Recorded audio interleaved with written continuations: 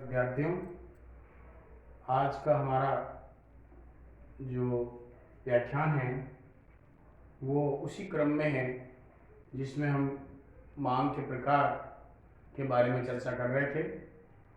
मैंने इससे पूर्व व्याख्यान में आपको स्पष्ट किया था कि मांग सामान्यतः 3 प्रकार की होती है। एक प्राइस डिमांड, दूसरी इनकम डिमांड, तीसरी क्रॉस डिमांड। लेकिन मैंने आपको ये भी बताया था कि इसके अतिरिक्त भी कुछ अदर टाइप्स होते हैं, कुछ अन्य प्रकार भी होते हैं, उस पर भी हम चर्चा करेंगे। पिछले व्याख्यान में मैंने प्राइस डिमांड और इनकम डिमांड पर आपको चर्चा की थी। आज हम क्रॉस डिमांड और कुछ अदर टाइप्स पर चर्चा करेंगे। मैं वापस आपको बता दूं कि प्राइस डिमांड की अगर हम बात करें तो प्राइस डिमांड का जो संबंध है, रिलेशन है, वो प्राइस के साथ होता है when other factors constant like as income of a consumer, taste, preferences, size of population etcetera.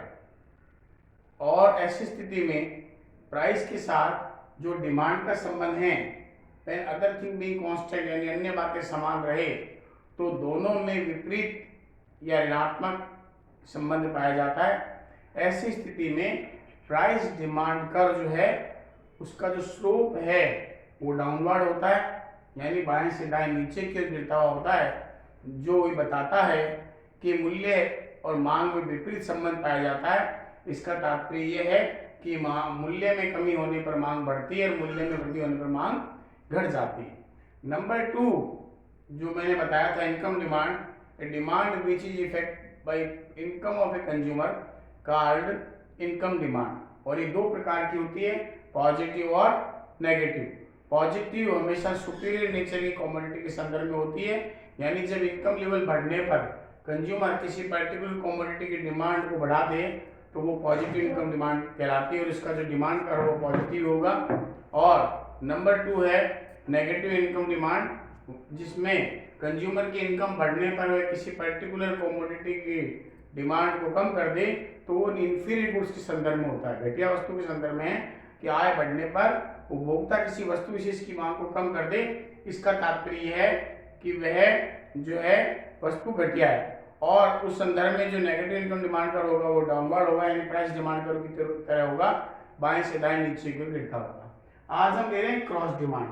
मैंने आपको बताया था कुछ ऐसी वस्तुएं भी होती है अर्थशास्त्र में जिनकी मांग स्वयं के मूल्य से प्रभावित नहीं होती, और वो मांग हमारी कहलाती है क्रॉस डिमांड। क्रॉस डिमांड का मतलब यह है कि किसी वाई वस्तु के मूल्य में परिवर्तन होने पर एक्स वस्तु की मांग में जो परिवर्तन हो जाए तो उसे क्या कहते हैं, आड़ी मांग। इसको तिरछी मांग भी कहा जाता है।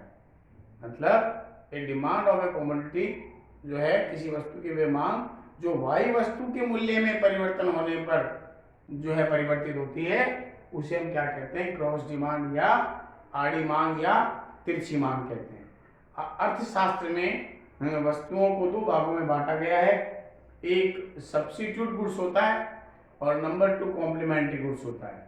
सब्स्टिट्यूट गुड्स को स्थानापन्न वस्तु कहते हैं और इसका तात्पर्य है कि those commodity which are used in the place of each other, वे वस्तुएं जिन्हें एक दूसरे के स्थान पर प्रयोग किया जाए उसे स्थानापन्न वस्तु कहते हैं। इसके बहुत सारे एग्जाम्पल हो सकते हैं। पेप्सी, कोका कोला जो है ये सब्स्टिट्यूट प्रोडक्ट है, जो है बाटा के शूज, लिबर्टी के शू, ये सब्स्टिट्यूट प्रोडक्ट के रूप में आता है। तो सब्स्टिट्यूट प्रोडक्ट के संदर्भ में अगर हम क्रॉस डिमांड देखें तो ये हमेशा पॉजिटिव होती है, और इसको डिमांड फंक्शन के रूप में देखें तो इसको इस प्रकार से डिनोट किया जाता है, dx is function of py। इसका तात्पर्य है कि x वस्तु की मांग में जो परिवर्तन है वो y वस्तु के मूल्य में परिवर्तन का परिणाम है। इसका तात्पर्य यह है कि आड़ी मांग का मतलब क्या होता है कि y वस्तु के मूल्य में परिवर्तन होने पर x वस्तु की मांग में जो परिवर्तन होता है उसे आड़ी मांग या तिरछी मांग कहते हैं। कब? जब अन्य बातें समान रहे।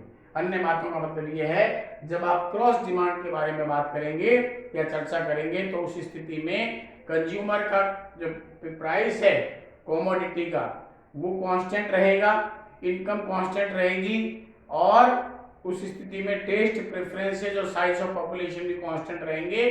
केवल और केवल जो चेंज होगा वो किसमें होगा, वो होगा प्राइस ऑफ रिलेटेड गुड्स, मतलब संबंधित वस्तुओं के मूल्यों में परिवर्तन होने पर। यानी इसका मतलब है कि जो है y वस्तु के मूल्य में परिवर्तन होने पर उससे संबंधित x वस्तु की मांग में जो परिवर्तन होता है उसे आड़ी मांग अथवा तिरछी मांग कहते हैं। और संबंधित वस्तु क्या है, एक होती है हमारी स्थानापन्न वस्तु और दूसरी हमारी होती है पूरक वस्तु होती है।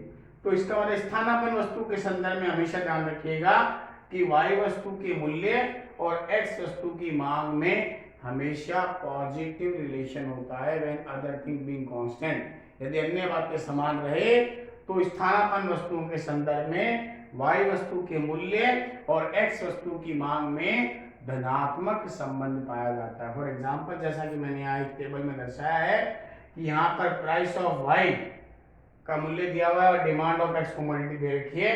मैंने y कोका कोला को माना है और x मैंने पेप्सी को माना है। यहाँ ये दर्शाया जा रहा है कि जैसे जैसे कोका कोला का मूल्य बाजार में बढ़ रहा है तो उसी आधार पर पेप्सी की डिमांड भी बढ़ रही है। इसका तात्पर्य यह है कि यदि बाजार में केवल 2 ही कोल्ड ड्रिंक अवेलेबल है और उसमें एक कोल्ड ड्रिंक का मूल्य बाजार में बढ़ता है तो उपभोक्ता क्या करेगा, उसकी मांग कम कर देगा और दूसरा जो उससे रिलेटेड कमोडिटी है उसकी जो स्थानापन्न वस्तु है उसकी मांग को बढ़ाएगा, जिससे बाजार में उसकी मांग बढ़ जाएगी। जैसा कि तालिका से स्पष्ट है कि कोका कोला का मूल्य जैसे जैसे बढ़ रहा है लोग कोका कोला को का उपभोग कम कर देंगे और उसकी जो संबंधित वस्तु वो पेप्सी है जो है कोल्ड ड्रिंक, उसकी मांग को बढ़ा लेंगे। और जब इस प्रकार की जो टेबल है जिसको आप डिमांड शेड्यूल कहते हैं, मांग तालिका कहते हैं, इसको अगर आप प्लॉटेड करें तो आपका जो डिमांड पर होगा, जो मांग पर होगा, वो इस प्रकार से पॉजिटिव होगा, जो ये दिखाएगा कि y वस्तु के मूल्य में परिवर्तन होने पर x वस्तु की मांग में उसकी ठीक उसी दिशा में परिवर्तन हो रहा है। यानी y वस्तु के मूल्य का बढ़ना और x वस्तु की मांग का बढ़ना, यानी दोनों में पॉजिटिव रिलेशन को दिखाता है। उसी का दूसरा पार्ट है in case of complementary goods. पूरक वस्तु क्या होती है? Complementary goods are those goods which are used jointly for satisfying the wants of a consumer. उपभोक्ता जब अपनी आवश्यकता की संतुष्टि के लिए दोनों वस्तुओं को एक साथ यूज करे, एक के बिना दूसरे की उपयोगिता 0 हो जाए, शून्य हो, तो वो हमारी क्या कहलाती है? पूरक वस्तु। इसके बहुत सारे एग्जाम्पल है। कार एंड पेट्रोल जो है ये इसका एग्जाम्पल हो सकता है, पेन एंड इंक हो सकता है, इसका एग्जाम्पल जो है बैट एंड बॉल हो सकता है। क्योंकि जब भी आप बाइक चला रहे हैं, कार चला रहे हैं, तो आपको पेट्रोल तो साथ में चाहिए ही चाहिए। आप अगर पेन का यूज कर रहे हैं तो या तो आपको रिफिल चाहिए या आपको इंक चाहिए। अगर आप क्रिकेट खेल रहे हैं तो बैट के साथ आपको बॉल चाहिए। All these are the complementary जो प्रोडक्ट कहलाते हैं पूरक वस्तु। अगर आप लेफ्ट पैर का शू पहन रहे हैं तो राइट का आपको पहनना पड़ेगा, अगर राइट का पहन रहे तो लेफ्ट का पहनना पड़ेगा। ये आपकी कॉम्प्लीमेंट्री प्रोडक्ट में आते हैं, एक के बिना दूसरे की उपयोगिता 0 होती है। ऐसी स्थिति में क्रॉस डिमांड कॉम्प्लीमेंट्री गुड्स के संदर्भ में हमेशा ऋणात्मक होती है, नेगेटिव होती है। यानी y वस्तु के मूल्य में जब परिवर्तन होगा, x वस्तु की मांग में उसकी विपरीत दिशा में परिवर्तन होगा। फॉर एग्जांपल, अगर बाजार में पेन का मूल्य गिरता है, जैसा कि तालिका में दर्शाया गया है, अगर बाजार में पेन का मूल्य गिरता है तो इसका इफेक्ट क्या होगा? Consumer will purchase the more quantity of pen, pen की मात्रा ज्यादा खरीदेंगे, लेकिन उस पेन को चलाने के लिए क्या चाहिए? इंक चाहिए। अगर इंक का पेन है तो इंक की मांग क्या हो जाएगी? बढ़ जाएगी। तो इसका मतलब reduce the price of pen and increase the demand of ink. दोनों में विपरीत संबंध है। और जब आप इसको प्लॉटेड करेंगे इन मांग तालिका को जो है, तो आप पाएंगे कि जो आपका जो मांग वक्र है कॉम्प्लीमेंट्री गुड्स के संदर्भ में वो ऋणात्मक होगा। इसका मतलब है reduce the price of pen, increase the demand of ink. Reduce the price of pen, increase the demand of ink. इस प्रकार से जो है पूरक वस्तु के संदर्भ में जो मांग वक्र होगा वो ऋणात्मक होगा। तो इसका मतलब है आड़ी मांग या तिरछी मांग में 2 प्रकार की स्थितियां रहती है जिसमें आप कर सकते हैं। और अब है लास्ट अदर्स डिमांड। इसके अलावा भी मुख्य तो मैंने 3 बताए हैं, उसके अलावा भी कुछ मांग होती है जिसको मैं एक एक लाइन में बताना चाहूंगा। एक होता है जॉइंट डिमांड, इसको बोलते हैं जो है संयुक्त मांग, यानी जॉइंट डिमांड का मतलब संयुक्त मांग। When two commodity are jointly demanded by a consumer called joint demand, यानी उपभोक्ता के द्वारा जब दो वस्तुओं की मांग एक साथ की जाए उसे हम क्या कहते हैं, संयुक्त मांग कहते हैं। हमेशा ध्यान रखिएगा, कॉम्प्लीमेंट्री प्रोडक्ट की डिमांड हमेशा जॉइंट डिमांड होती है। आप अगर बाइक लेकर निकल रहे हैं तो आपको पेट्रोल साथ लेकर निकलना पड़ेगा।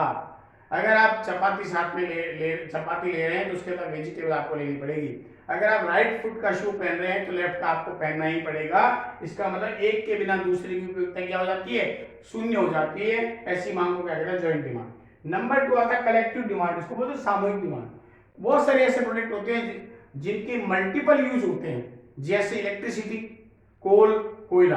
कोयले को आप डोमेस्टिक पर्पज में यूज कर सकते हैं, कोयले को आप जो है रेलवे वगैरह में वहां भी यूज होता है, कोयला इंडस्ट्री में भी यूज होता है। उसी प्रकार इलेक्ट्रिसिटी डोमेस्टिक यूज है, एग्रीकल्चर में है, इंडस्ट्रीज में है, बहुत जगह यूज होती है। तो इसका जो इफेक्ट है वो कलेक्टिवली आता है। If the price of the electricity per unit reduce in the जो है मार्केट, यानी कम हो जाए, तो ऐसी स्थिति में इसकी डिमांड भी एक साथ बढ़ेगी। उसको क्या बोलते हैं, कलेक्टिव डिमांड या सम। और अगर इसका मूल्य बढ़ जाता है, प्रति यूनिट दर बढ़ जाती है, तो इसकी गिरावट भी क्या हो जाएगी, एक साथ होगी। उसके बाद आता तीसरा डेराइव्ड डिमांड, इसको बोलते हैं इनडायरेक्ट डिमांड। देखिए indirect demand and direct demand क्या होती है कि when demand of A one product automatically create the demand of the another commodity called direct demand, यानी एक वस्तु की मांग स्वतः ही दूसरी वस्तु की मांग को उत्पन्न कर दे, अपने आप ही बना दे, तो उसे हम क्या कहते हैं, डायरेक्ट डिमांड। इसका बेस्ट एग्जांपल हो सकता है the demand of the labour in industry, जो है called best example of the direct demand. For example, अगर ये आपका व्हाइट बोर्ड है, इसकी अगर मांग बाजार में बढ़े तो इसको बनाने वाले की मांग ऑटोमेटिकली बढ़ जाएगी। इसका दूसरा एग्जांपल हम ये ले सकते हैं कि अगर हाउस होल्ड मतलब मकानों की अगर मांग बढ़े तो automatically building materials like as the cement है, आयरन है, जो है वुड है, टाइल्स है, सैनिटरी वेयर्स है, इनकी डिमांड ऑटोमेटिकली क्या हो जाएगी, बढ़ जाएगी। उसी प्रकार से हम ये भी कह सकते हैं कि demand of the students in the college increase, अगर जो है कॉलेज में विद्यार्थियों की मांग बढ़ जाए तो ऑटोमेटिकली क्या हो जाएगा, प्रोफेसर्स की मांग, लेक्चर्स की मांग बढ़ जाएगी। इनकी डिमांड वो नहीं है, इनडायरेक्ट डिमांड भी बढ़, इसलिए कहते हैं इनकी डिमांड डायरेक्ट नहीं होती है, ऑटोमेटिकली वो डिमांड इसकी इंक्रीज कर देता है, बढ़ा देता है, उसको हम डायरेक्ट डिमांड कहते हैं। और अंतिम हमारी है इंडिपेंडेंट डिमांड। देखिए मैंने आपको बताया था कमोडिटी को हम 3 भागों में बांटते हैं इकोनॉमिक्स में। पहला हमारा होता है सब्स्टिट्यूट प्रोडक्ट, दूसरा कॉम्प्लीमेंट्री, तीसरा होता है इंडिपेंडेंट। इंडिपेंडेंट प्रोडक्ट वो होता है जिसका जो ना तो कॉम्प्लीमेंट्री है और ना ही सब्स्टिट्यूट है, जैसे क्लॉथ एंड शुगर। अगर कपड़े का मूल्य में परिवर्तन हो तो शुगर की मांग पर कोई प्रभाव पड़ने वाला नहीं है, वही चीज है। स्वतंत्र मांग का मतलब होता है कि ये स्वतंत्र वस्तुओं के संदर्भ में होती है कि जिसमें एक वस्तु के मूल्य में परिवर्तन होने पर दूसरी वस्तु की मांग पर कोई प्रभाव नहीं पड़े, उसे इंडिपेंडेंट डिमांड अथवा स्वतंत्र मांग कहते हैं। फॉर एग्जांपल, अगर बाजार में कपड़े का मूल्य गिरता है या बढ़ता है तो चीनी की मांग पर किसी भी प्रकार का प्रभाव नहीं पड़ेगा। तो इस प्रकार से आज हमने जो है टाइप्स ऑफ डिमांड के अन्य जो प्रकार थे, जो शेष प्रकार थे, उन पर हमने चर्चा की।